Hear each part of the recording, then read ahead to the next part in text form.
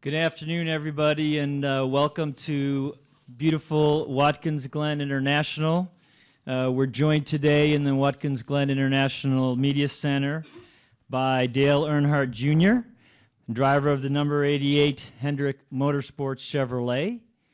We're also here with Doug Ducart, General Manager of Hendrick Motorsports.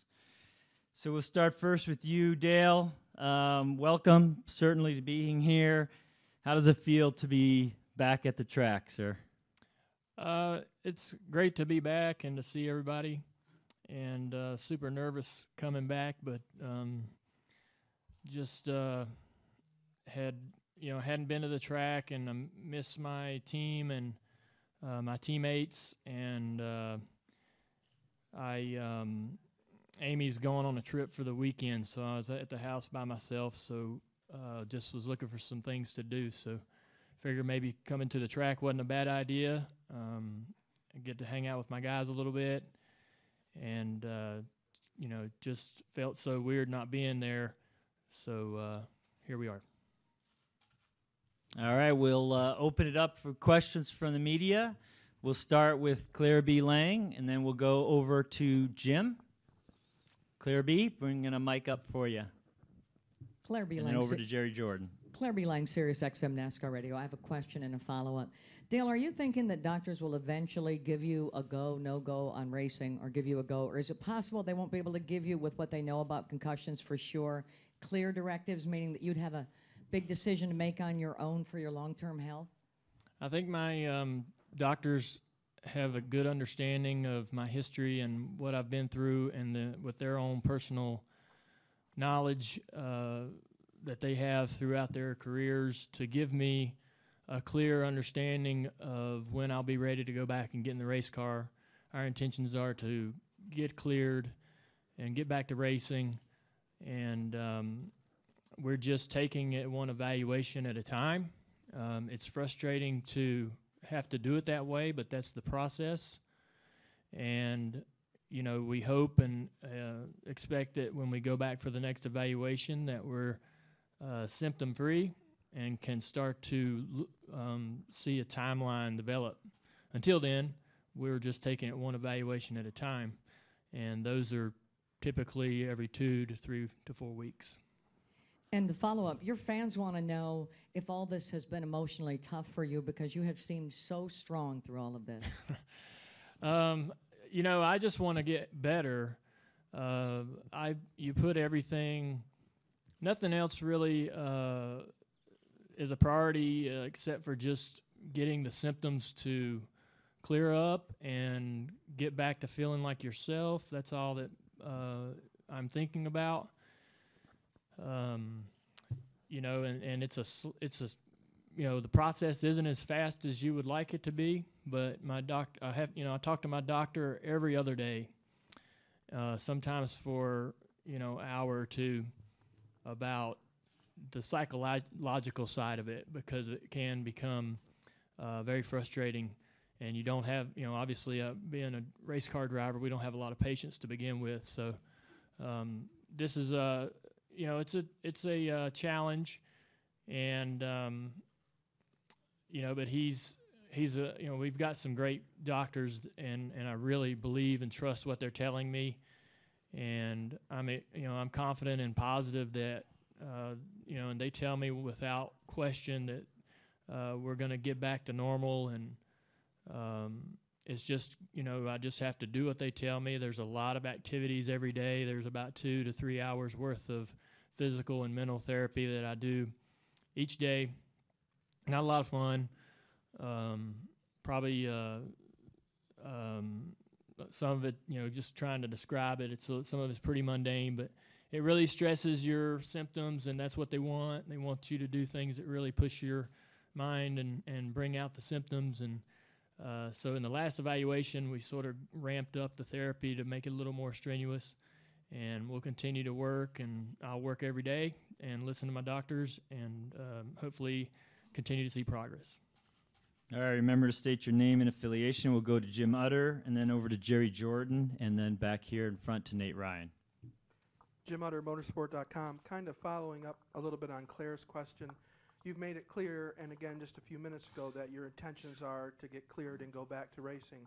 I just wondered, since this process first started and has developed over the last several weeks, have you ever considered whether you should consider racing, or had that discussion between you and Amy, or even just with yourself? No. My doctor thinks that, to get through the therapy and to get through the symptoms, you don't need to be adding stress to your life, and the stress will slow down the process. So going into those kind of conversations aren't even necessary at this particular point. The point right now is just to get healthy, just to get right. I'm not thinking about the what ifs, and I'm listening to my doctors. We went into this with the intentions of getting back into the car when we get cleared, and I think that that's a possibility, and so do my doctors. So I'm excited about that. Whenever that happens, that happens. It's frustrating that I've had to miss this many races. When we first went into the doctor's office, we never anticipated being out this long, but unfortunately, it's a slower process. They don't, there's no guidelines or rule book, or there's no consistent history over how long this stuff really takes to clear up. And so we're just having to be patient. But my doctors feel great about the opportunity that I will not only be healthy again, but they can actually make my they can make my brain stronger to be able to withstand these common events. The event that I had at Michigan, which they've tied this concussion to, I shouldn't have had a concussion from. I should be able to get through events like that without having any issues. So they're not only working to get me healed up, but also working to make it to where I can compete and go through events like that without any concern. All right, we'll go over to Jerry Jordan, and then to Nate, and then across over here to Lee Spencer. Jerry Jordan. You've been very candid in your weekly updates on the podcast. Is there a fine line with what you can say there, and also how rewarding or how much does it help you personally to be able to give that advice and the information to maybe help others? Yeah, I think the podcast was just a great outlet for us to give updates. People are wondering, people are curious. So that was a great avenue for us, and it's effective. I don't mind being honest about what's going on, and I think that may help some people understand when they're going through the same situation. But the one thing that I worry the most about, and I think I said on the podcast, is I don't like people to make assumptions, of where I'm at and how I'm doing and what I'm up to. So it's best for my peace of mind, to give me peace of mind and to bring down any kind of stress and anxiety through the process, is to just open up and be honest about what's going on and how we're doing. So that's what we've done. It's just a coincidence, a fortunate situation to have the podcast and have that avenue. So we'll probably continue to use that. All right, over to Nate, Lee, and then we'll go to Dustin from Front Stretch. Nate Ryan, NBC Sports. Dale, one quick follow-up first on something you said. You said you hope to be symptom-free for the next visit and then have a timeline develop. Can they not set a timeline until you're symptom-free? Is that sort of? Yeah, because you don't know when they're going to quit. I just don't know when the symptoms will stop. So I go every day. I'm doing these exercises to sort of retrain the brain to fix the issues that I have with the balance and the gaze stability, and it'll fix itself when it decides to. There's no common history that'll tell you, man, this is going to last a month, or this might last, because you just I've had situations that, and I've talked to people with other history that didn't last this long, and so that's why it's frustrating. My past history didn't take this long, and cleared up, and you could see the progress, feel the progress every day, and so it's a little bit different. The symptoms I'm having this time are different, but not uncommon, and so my doctor's really positive, and I feed off of that. I talk to him every other day, like I said, for him to keep reinforcing that positive energy, and so I can get in there and believe in the rehabilitation and the work I'm doing, because it's really tough for me to get in there and do it. I just don't want to do it, but I know I have to. But yeah, I just don't know when this is going to stop and when things are going to fix themselves, and so that's why it has to be from one evaluation to the next, and that's the best I can do for everybody. Can you be back in the car as soon as you're symptom-free? Is that the expectation? Or? I don't know what the doctor would choose there, whether he would want you maybe to go, whether you could be symptom-free and go immediately back into the car, or whether they would want you to maybe be symptom-free for a week, for 2 weeks. I don't know what he will do. We haven't really talked about that. I personally would like to get into a race car and drive it at a closed course somewhere, whether that's one of my late models or whether NASCAR will lift the restrictions on the testing policy to go to Gresham or somewhere. I want to get in a car and run for a day. I think I should do that. That'd be the smartest thing to do before I actually tried to accomplish an entire race weekend. All right, we'll go to Lee and Dustin, and then over Skippy. Lee Spencer, Motorsport.com. Can you talk a little bit about how frustrating the anxiety side of this has been? Because, you know, before you were with Steve Letarte, you spent a lot of time alone, or, you know, I guess away from the masses. And so to have to thrust yourself into something that might not be comfortable, that's the first part of my question. The second is just the outpouring support of the fans. I mean, we see it on Twitter, and I think it's a pretty good indication of what your support has been, and just how that has kind of helped you through this process. Yeah, I'd love to speak on the support. It's been awesome. All the NASCAR fans are supportive of all the drivers when they find themselves in situations that are challenging. It's been no different. So that's gave me a lot of that's helped me a lot, and gave me a lot of motivation to get back and get back in the car, and to know the fans, even hearing from not only the fans but the other drivers, my peers, it's such a positive motivation. So the more of that I see, the better. I think it helps me keep going and keep working hard and take my therapy seriously. So as far as the anxiety and stuff, it's with 2012, it was just about resting and not doing anything that would drive the symptoms, really letting your mind and your head rest to heal. For whatever reason, my doctor wants to push me into situations that drive the symptoms, and that's basically going somewhere that I'm not familiar with, or being in busy places.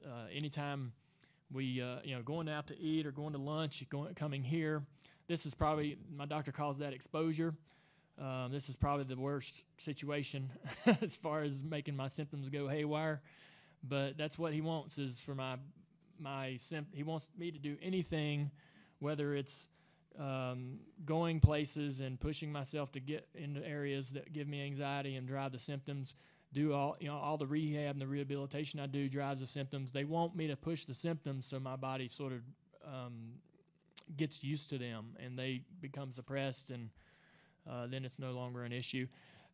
I kind of had the same thing with the old concussion. It would drive, I could go places, the anxiety was bad, and it would drive the symptoms too, but that's just part of the process. That's a common occurrence with situations like this, and you don't want to go anywhere where you're going to feel worse.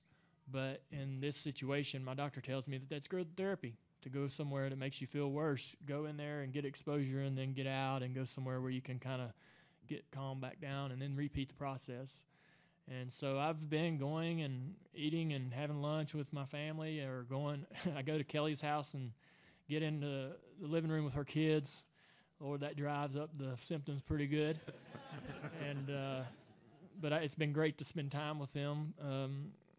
It's unusual the time that I've been able to spend with them since we're not racing, but there's 6 types of concussions as far as what part of the body they really affect. mainly I've got ocular and balance issues, but that also they all are connected, and so you can have an injury to the ocular or the balance, and it'll affect the emotion, and it all sort of is tied together. So if you injure one part of your brain, all of them get deficient in some way, shape, or form. So you have all these other symptoms, you know, and you just really got to corral and fix that one area, and it stops affecting the rest of it. So we're working on it. Dustin Albino, front stretch. Dale, you've been a big advocate for people with concussions in the sports world. Do you have any advice for other drivers who might have the same symptoms that, you know, are afraid to stand up to it? Yeah, it's really hard as a driver to say that you've got a problem, and it's hard to tell someone what to do in that situation.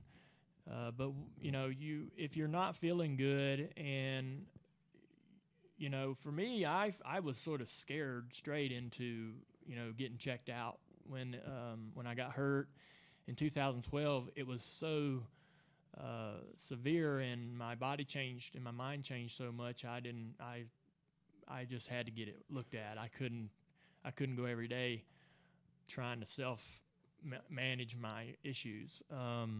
And I just feel like that hopefully, anytime anybody gets dinged up or realizes that they're just not right, or they're foggy, or whatever their symptoms are, that they would reach out to a neurologist and get checked out.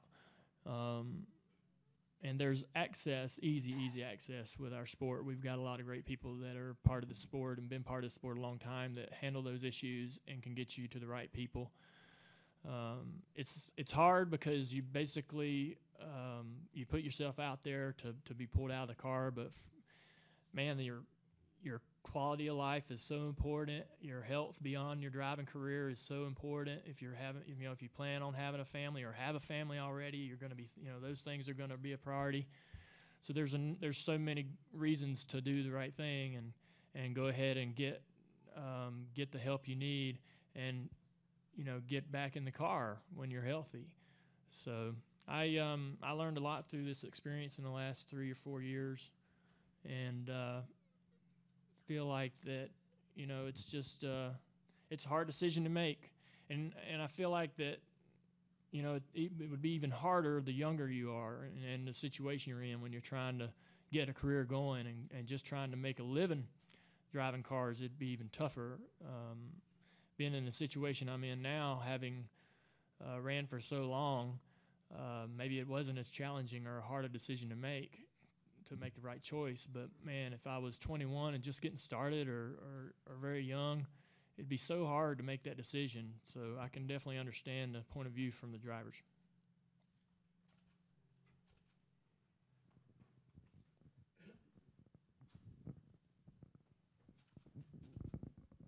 Chris Knight, catchfans.com. Dale, outside of NASCAR, has there been any other athletes, professional athletes, that have reached out to you to talk about concussions? And do you feel like that maybe you open a door for other sports to maybe look at concussions more seriously for other athletes? Yeah, I don't know. I just know I'm trying to take care of myself. I've talked to a lot of drivers.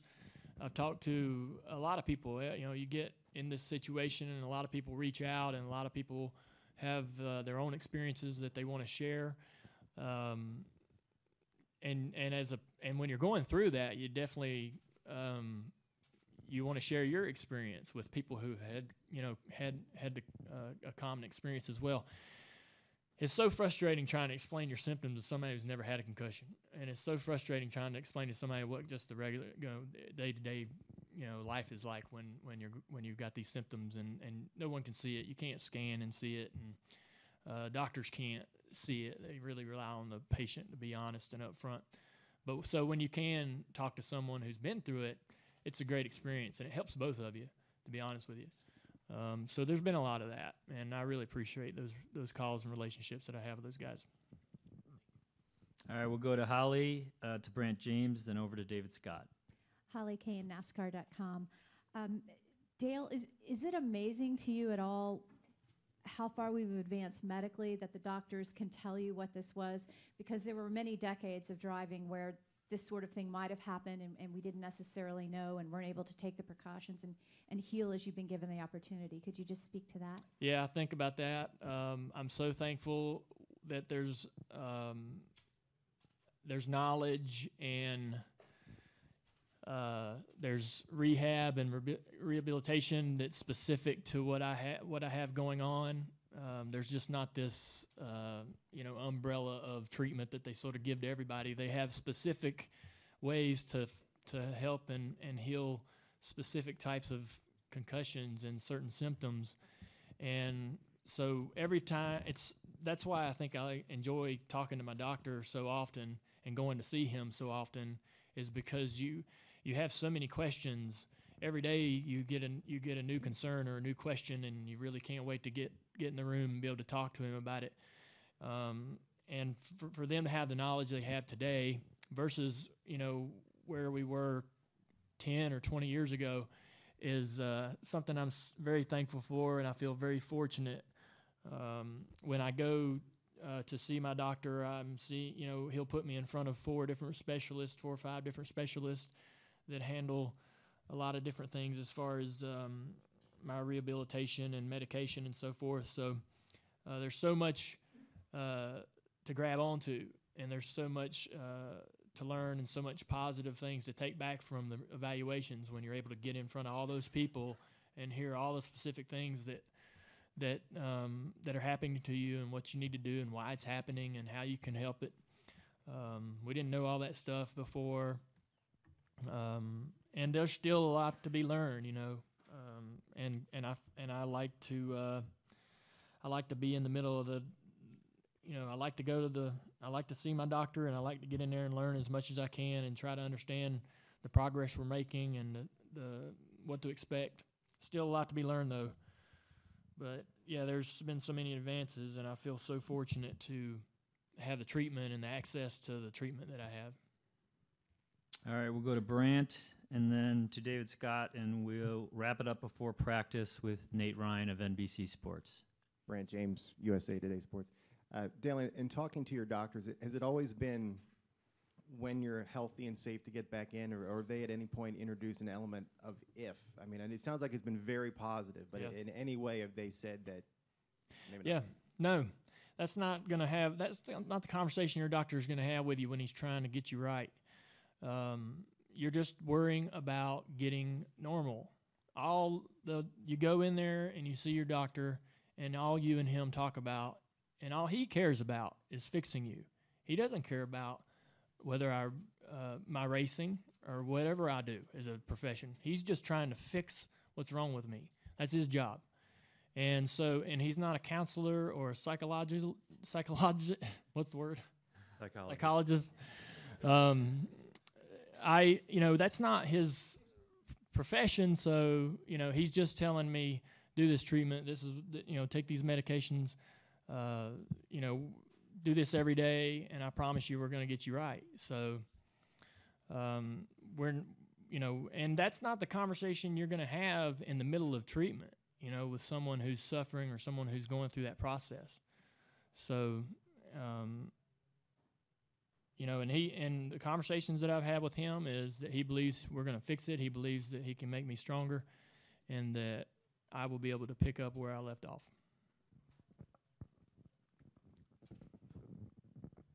David Scott from the Charlotte Observer. Dale, how long are you here for? And given this is going to be one of those stressful situations that you talk about, is there a point, a threshold that you reach that you say, okay, I got to back out now? And will you get involved with talking to Jeff or Greg about the race competition, that kind of stuff, or kind of? I doubt I will get too in depth with that. I've just wanted to come and see everybody. I got to go see my guys. They would be really upset if I didn't. I'm really happy to see all you guys, and just whoever I run into on the way from A to B. I just had it's been so weird not to be at the track, and not to you don't really realize how many relationships and friendships you have and how much you appreciate them until you're not able to have access to it. And so just to be able to come to the track was something I was excited about, and look forward to. I'm gonna go into the garage with to the hauler, and I'll stick around till after practice is over and things kind of calm down, so I can see my guys when they're not working, and then I'm probably gonna go back home. Dale, when you're ready again. Realizing this is probably something you haven't thought of, because obviously your doctors are optimistic about the prognosis here, but you have a very fervent, passionate fan base, and I've myself, and I think others in this room have heard this. Like, you've got 26 wins, 2 Daytona 500 victories. You've had a great career. If it came to that, I mean, would you consider? I mean, have you thought about it from that perspective, I guess? I mean, with the uncertainty of how multiple concussions can impact your health, knowing everything you've done, I mean, is that something you've weighed at all? What? You didn't say the word. You know, when I went to see Dr. Petty for the first time in 2012, and then he set me up with the guys in Pittsburgh. They told me that our process was to get better and go back to racing. This one is no different. When I first went to see my doctor in this particular instance, it was, I need to get right, because I need to get back in the car as soon as I can. I'm surprised that I've missed this many races. I never thought this would take this long.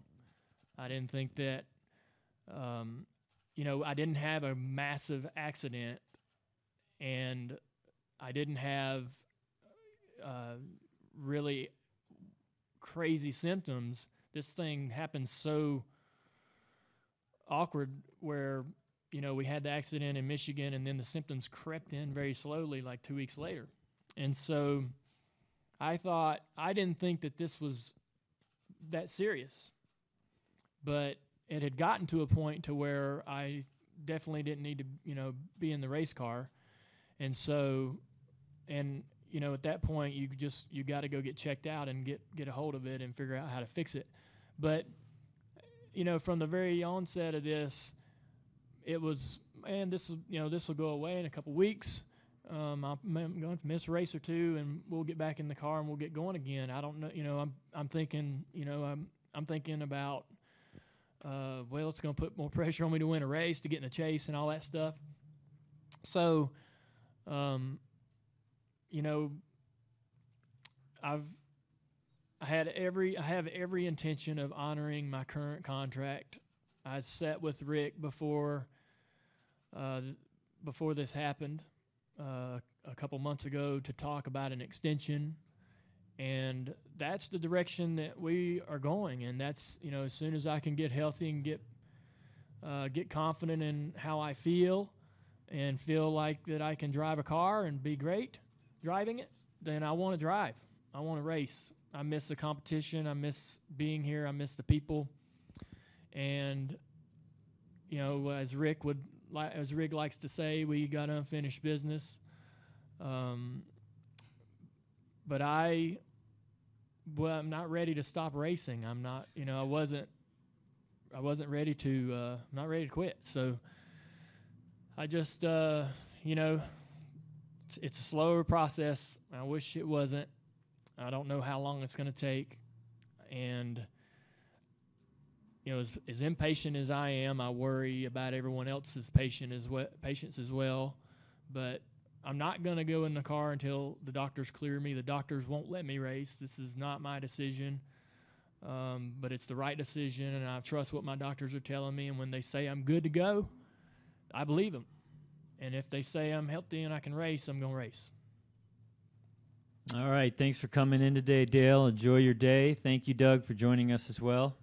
Practice is just beginning on the track here at Watkins Glen. Thank you. Good to see y'all. Thank you. Yeah.